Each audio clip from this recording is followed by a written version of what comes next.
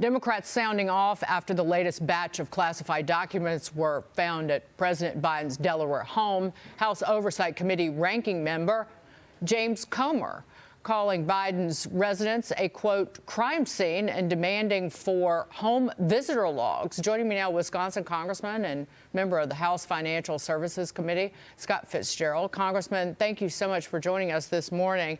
House GOP seeking Biden residents' visitor logs as classified document saga continues is the headline in the Wall Street Journal. How do you think this progresses? And just your reaction first to those Democrats. They have to admit it's embarrassing, but gross negligence in handling classified documents is a felony. Yeah, good morning, Dagan. It's this comparison that they continually go back to between what happened with President Trump and saying that, you know, the full cooperation of what we're seeing out of the president right now. It's just not holding up anymore as we see documents spread between D.C. and Delaware. It's become this Easter egg hunt that continually turns up these sensitive documents. And as a member of Congress, this is something that we're reminded of constantly every day, whether you're entering one of the SCIFs for a briefing or, presented with documents that are clearly classified as something secret or above. I mean, so the idea that there was this carelessness and now, it looks like possibly criminal activity. Who knows how much Hunter Biden knows about all this and what's going through his mind right now as these documents continue to turn up.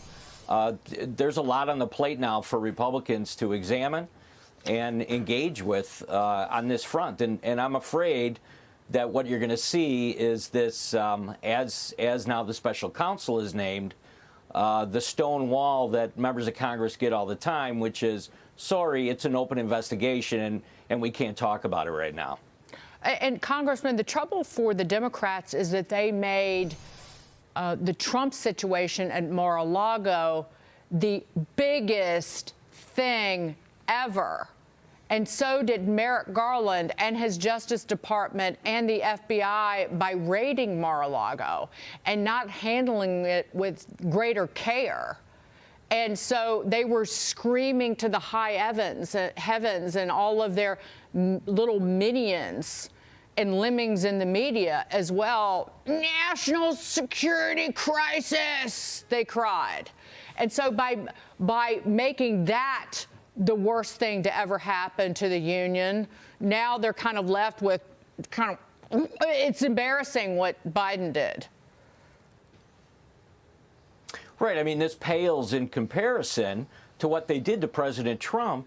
And now we find ourselves in a situation where, well, the original set of attorneys that were gathering these documents and turning them over suddenly realized, well, this is sensitive information.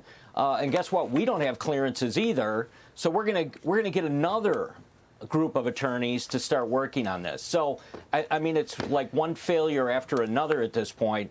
And, right now, I think, like I said, I think both oversight and judiciary, both of these committees have a lot to look into. And both Comer and Jordan announced, this weekend that that's exactly what they're going to do. Before I move on and bring Joe Pinion in here, I believe that I referred to Congressman James Comer as the ranking member of Oversight. He is, in fact, the new House Oversight Committee chairman. So he's the chairman now that the Republicans control the House, not the ranking member. Joe, jump in here. Yeah, Congressman, obviously, we recognize Democrats. They're about to play the pivot game, circle the wagons, and try to pretend that there is nothing to see here when it comes to Joe Biden. Really want to talk about the Republican agenda. What are we going to be doing to honor the promises made to the American people that gave the GOP control over the House?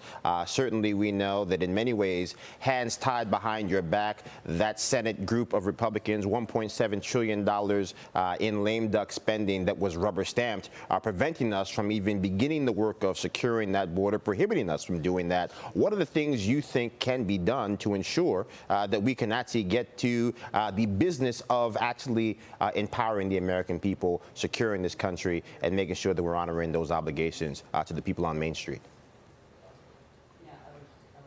Well, whenever you find one of the two houses with a majority and you're up against, as you described, a U.S. Senate that isn't necessarily friendly, I think, to our agenda, and certainly a White House that is, again and again announcing that they're unwilling to negotiate or sit down with Kevin McCarthy and work through some of these things, you're going to need leverage, right? And that leverage is going to come with the 12 appropriation bills. So I think, and I like the suggestion that's going around right now from a lot of members, and I'm on board with it, is, listen, we're not going to move that first appropriation bill until we get some guarantees on one specific policy item. And the one that has quickly emerged is the border. The physical security of the border should be part of that discussion. And we're not going to budge on that first appropriation bill unless we see some action on that. So those are the types of things that I think will be presented, I think, not only in Congress, but, Mitch McConnell and the group over there, hopefully they can play a role in this and be productive. Congressman Scott Fitzgerald, thank you so much for being here this morning. Thanks, Dagan. Good to be with you.